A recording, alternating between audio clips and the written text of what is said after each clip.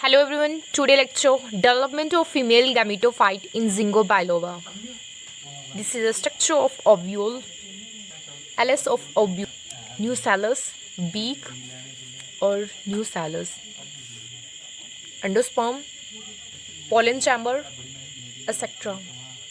Female gametophyte 3 cells यहाँ पे D generate हो जाएंगे और 1 सेल जो है अपना फंक्शन परफॉर्म करेगा। 1 सेल जो अपना फंक्शन परफॉर्म करेगा उसके सराउंडिंग में एक थिक मेम्ब्रेन बन जाती है और इसके बीच में जो है large number of free nuclei बनते हैं। Large number of free nuclei बनेंगे, इसके बीच में एक सेंट्रल वैक्यूल बनेगा, इसे हम कहते हैं सेंट्रल वैक्यूल। सेंट्रल वैक्यूल में जो फ्री न्यूक्लियाई हैं वो अपने अराउंडिंग में वॉल फॉर्मेशन कर लेते हैं। वॉल फॉर्मेशन कर लेते हैं इसीलिए हम इन्हें कहते हैं सेल वॉल फॉर्मेशन।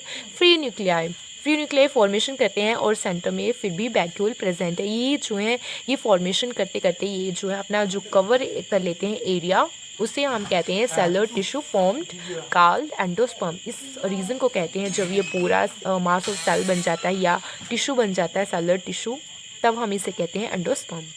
ये न्यूक्लियस में जो ओव्यूल है, ओव्यूल में ये एंडोस्पर्म वाला रीजन रहता है। उसके बाद जो है ये आर्चिगोनियम इनिटिशियल सेल की फॉर्मेशन करते हैं। ये टू या 2 इन नंबर में प्रेजेंट होता है ओव्यूल में। ये स्ट्रक्चर है आर्चिगोनियल इनिटिशियल सेल्स का। ये था topic development of female gametophyte. Development of archegonium, जो आर्चिगोनियम इनिटिशियल सेल्स हैं ये पेरिक्लिनल डिवीजन हो गए और 2 पार्ट में डिवाइड हो जाएंगे, नेक सेल और सेंट्रल सेल। सेंट्रल सेल वाला लार्जर एरिया रहेगा सेल में और ये जो है ये स्मॉलर एरिया रहेगा सेल में। और उसके बाद जो सेंट्रल सेल है ये 2 पार्ट में डिवाइड होंगे, वेंट्रल कैनाल और एग सेल 2 पार्ट में डिवाइड हो गए और नेक सेल जो है 2 नंबर रहेगा, 2 या 4 इन सेल हो जाएगा। उसके बाद हमारे पास जो है एग सेल, ये एग सेल है और ये वेंट्रल कैनाल स्ट्रक्चर आ जाएगा। उसके बाद यहाँ पे जो है स्पर्म फ्यूज हो जाते हैं egg.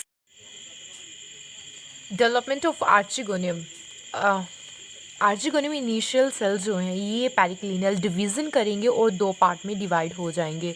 First is neck cell और another is central cell. Central cell वाला जो है लार्जर एरिया रहेगा सेल में और जो न्यूक्लियस इनिटिशियल सेल्स हैं, जो सेंट्रल सेल है लार्जर एरिया, ये डिवाइड हो जाएगा 2 पार्ट में। फिर से वेंट्रल कैनाल सेल और एग सेल 2 पार्ट में डिवाइड हो गया और ये है हमारी नेक सेल। उसके बाद क्या होगा, यहाँ पे जो हमारा एग सेल है ये वेंट्रल सेल है, एग सेल के साथ यहाँ पे स्पर्म इंटर करेगा और ये फ्यूज हो जाएगा। फर्टिलाइजेशन प्रोसेस हमारा कंप्लीट हो जाएगा, जाइगोट बन जाएगा। जाइगोट बनने के बाद यहाँ पे एम्ब्रियो की फॉर्मेशन हो जाएगी। एम्ब्रियो की फॉर्मेशन हो जाएगी तो सीड की फॉर्मेशन ऑब्वियसली हो जाएगी। ये टॉपिक था development of archegonium. Pollination process कब होता है? मई के मंथ में जो है पॉलिनेशन प्रोसेस होता है इन जिंगो बाइलोबा में। विंड के थ्रू जो है पॉलिनेशन प्रोसेस हो जाता है सक्सेसफुली, एनिमोफिलस कहते हैं। जो pollen grain are dry of fluid, pollen grain जो पोलन चैम्बर में जाते हैं तब ये जर्मिनेट होना शुरू हो जाते हैं और ये जर्मिनेट हो जाते हैं तो ये पोलन ट्यूब लाइक स्ट्रक्चर बना लेते हैं, इस तरह का स्ट्रक्चर बना लेते हैं। एग्जाइन जो है रैप्चर हो जाती है और इंटाइन से ही जो है पोलन ट्यूब की फॉर्मेशन होती है। यहाँ पे जो बेसल बॉडी होती है उससे जो हमारी स्पर्म सेल है उनकी फॉर्मेशन होती है। ये जो है स्पर्म सेल जो है या मेल गैमेटोफाइट ये जो है ये मल्टी फ्लैजलेटेड रहते हैं, ये हैप्लॉइड इन नेचर और मोटाइल इन नेचर रहते हैं इनका। और ये पोलन ट्यूब जब हमारे ओव्यूल में जाती है और ओव्यूल में जाके जर्मिनेट होना शुरू कर देती है और ये हिस्टोरिया लाइक स्ट्रक्चर बना लेती है। ये ब्रांच और अनब्रांच भी रहते हैं और हिस्टोरिया like structure in between intracellular. Fertilisation का प्रोसेस देखें तो जब स्पर्म जो है स्पर्म रहते हैं पोलन ट्यूब में, pollen tube and cytoplasm are release within archegonial chamber. Pollen tube, ये हमारी पोलन ट्यूब है, पोलन ट्यूब में जो है स्पर्म सेल है और ये स्पर्म सेल कहाँ रिलीज़ होंगे? आर्चिगोनियल चैम्बर में। आर्चिगोनियल चैम्बर में तभी रिलीज़ होंगे जब ये रैप्चर हो जाएगी, फट जाएगी। ये जो पोलन ट्यूब है ये फटती है, रैप्चर होती है ऑस्मोटिक प्रेशर की वजह से और पोलन जो हमारे स्पर्म सेल है वो रिलीज़ हो जाते हैं इजीली और ये फ्यूज हो जाते हैं एग के साथ, स्पर्म फ्यूज हो जाएंगे। फर्टिलाइजेशन प्रोसेस कंप्लीट हो गया हमारा और फर्टिलाइजेशन प्रोसेस जो है कंप्लीट होता है सितंबर के मंथ में। एग और स्पर्म की फ्यूज़न के बाद हमारे पास जाइगोट बन गया है। जाइगोट बनने के बाद हम एम्ब्रियो जेनी पढ़ेंगे। जाइगोट जो है अर्ली स्टेजेस में कैसा रहता है और मैच्योर स्टेजेस में कैसा रहता है हम देखेंगे। अर्ली स्टेज में जो हमारा एम्ब्रियो है ये होगा फ्री न्यूक्लियर, और उसके बाद ये जो है सेलुलर मास बना लेते हैं, सेलुलर प्रो एम्ब्रियो।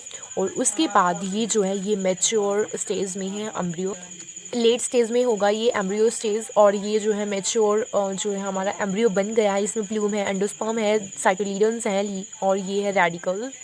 अपनी साइकिल को कंप्लीट करने के लिए इसे 2 साल लगते हैं। जिंगो बाइलोबा को रिप्रोडक्शन जो पॉलिनेशन स्प्रिंग में होगी, फर्टिलाइजेशन ऑटम में होती है, और सीड बन जाता है फर्टिलाइजेशन के बाद, और जाइगोट बनता है, जाइगोट के बाद सीड बन जाएगा, और सीड में जो है कवरिंग देखने को मिलती है इन सीडलिंग ऑफ द सीड।